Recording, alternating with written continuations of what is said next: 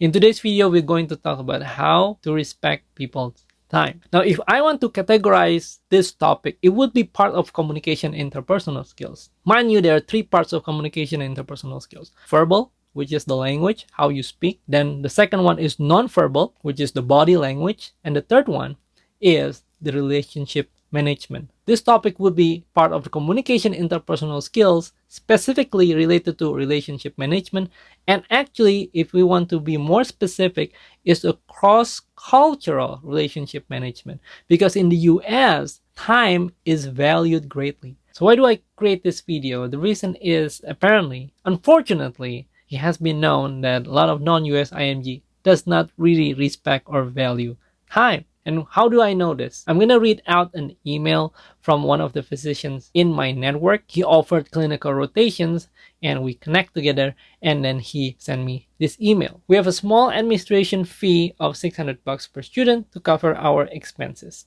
I have been helping students out for 10 years for free. What I came to conclusion is that free help is not appreciated. Also, my time gets abused. Students book rotation with me and do not show up as it used to be free. Plus, when you have to upload the letter of recommendations, it takes a lot of time. And then he moved on to talk about the rotations. The length of the rotation could be 2 to 4 weeks. It's up to the student's choice. So he has been helping students for 10 years and consistently shown that a lot of non-US IMG does not appreciate time. Some people just don't show up. And then he has to make a decision that he's going to charge $600 per student. Now, just to let you know that I also have a clinical rotation as well. And you can use the link down in the description below to sign up if you're interested doing a rotation with me. I focus on communication and interpersonal skills for non-US IMG. I focus on learning the US healthcare system and the EMR.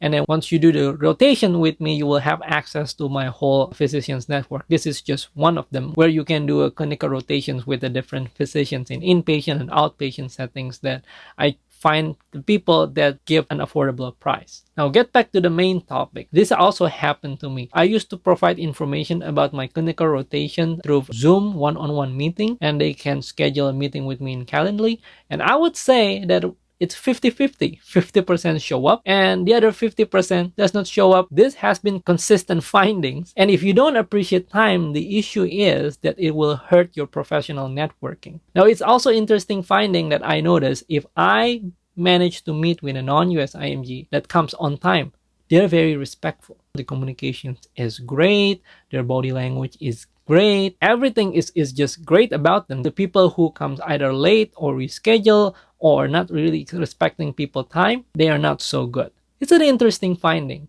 So I come down to a conclusion that if you have the mindset, the insight that you need to respect people's time, automatically the way you address people, the way you communicate, the way you choose your words, the way you manage your relationships becomes very professional. You're more likely to be successful because the program directors not only look for the score, but once you get past the cutoff of the score, then it's your communication interpersonal skills that are matter. It would matter when you do your clinical rotations or maybe your research, especially during the interview. Now, I was thinking back because I'm non-US IMG as well. And I would admit to you that I don't appreciate time as much as I am now when I'm fully adapted to the culture here. For me personally, there is 3 reasons.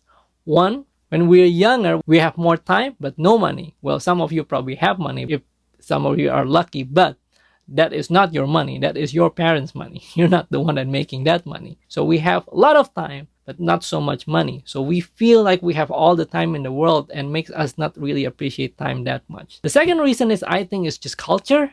Really, like in my country, people like come late, like very, very often.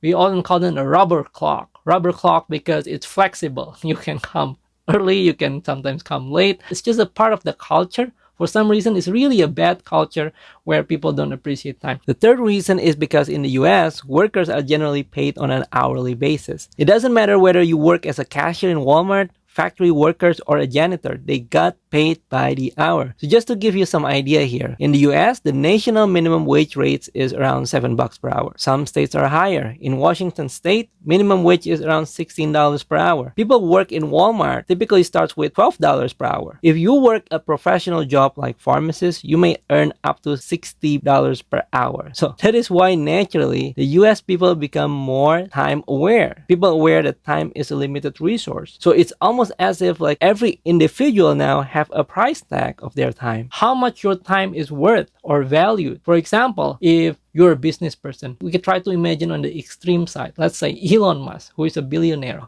How much do you think is worth if you want to get a one-on-one meeting and then have Elon Musk to coach you about business for an hour? It would be very, very expensive. Or a professional like public speaker, a TED Talk, or the people that has a lot of influence, they will have a high price tag for their time because time is a limited resource, unlike money. You can always make more money, yes, so a way to make more money, but you cannot make more time. I would like to emphasize how much people in the US appreciate time by giving you multiple examples. So when I did my residency, I was intern year, and then I was doing cardiology rotations. On the weekends, there's only me and the cardiology attending. And then there was quite a number of patients that day, I think around 15, if not 16. As an intern that's just starting, I actually anticipate that I would have to write the notes for the whole 15, 16 patients. I already anticipate that I'm probably gonna go home late, and this is during the weekends, by the way. But then the cardiologist that day, after we finished seeing everybody, he sat down with me and he told me, I will do half of the notes and you do the other half, okay? And he would do half of the notes with me.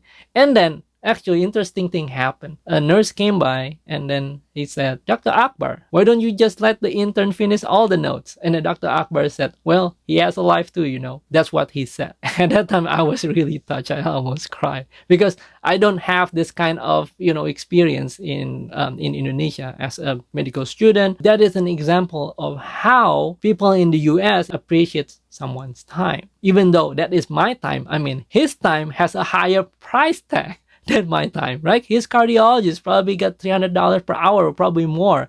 I'm just a resident. I make 55, 60, at that time, $55,000 per year. I'm a PGY1 and he is a cardiologist attending.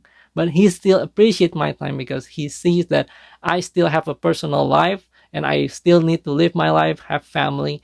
And so he would like to save some of my time so I can go home faster so I can see my family. So that is just one example. Another occasion that is interesting is when I went to a water park.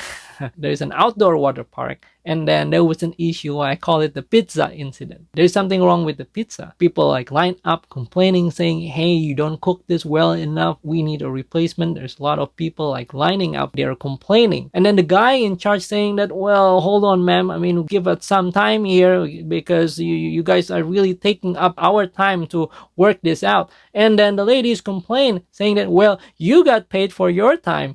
I paid to be here. She is actually correct. And that is just how the US people perceive things. Well, you use your time, but you got paid. I use my time. I paid to be here. I paid, so I should have time to enjoy and spend vacation with my family. But you're taking away the time. And she becomes very upset. Same thing about weekends and holidays. After your shift is done, typically people would very reluctant to text you or send you message to ask you questions. They don't want to bother you on the weekend or holidays or even an hour, 2 hours after the shift is done. So there is a lot more examples on how people in the US really, really appreciate time.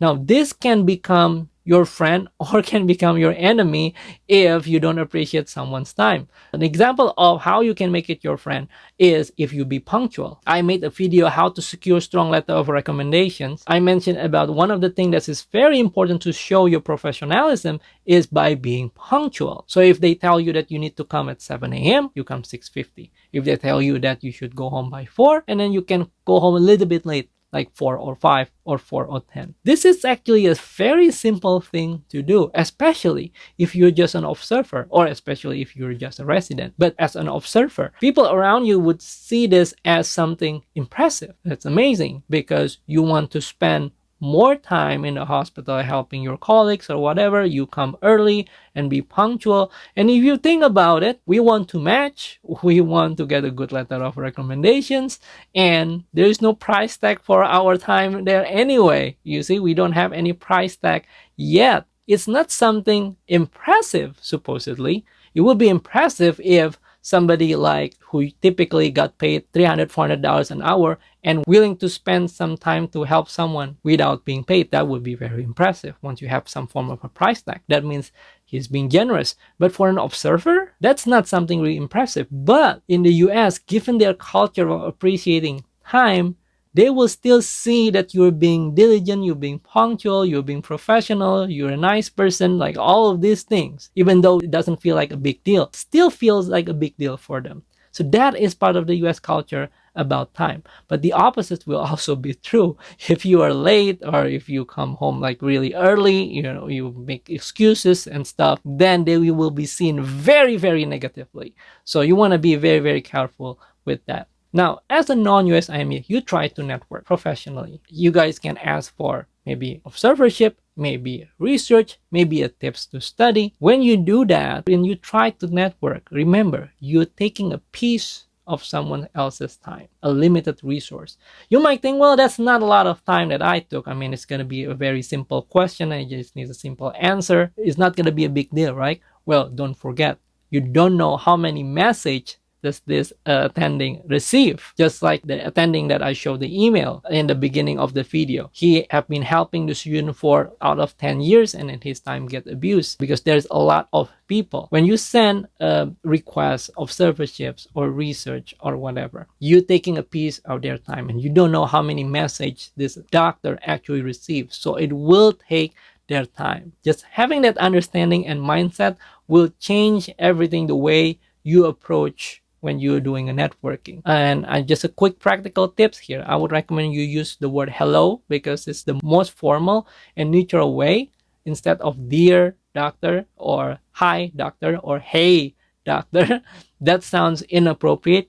I know it's just a part of cultural thing and I don't actually mind if somebody call me hello or dear. It doesn't really matter to me. But if you actually trying to network with a lot of people, right? You don't know what kind of personality these doctors may have. You want to make sure you're as professional as possible. So I would recommend the word hello, doctor, use last name. I'm a non-US IMG, come from Indonesia. I use first name and it's weird to use last name when I first came to the US.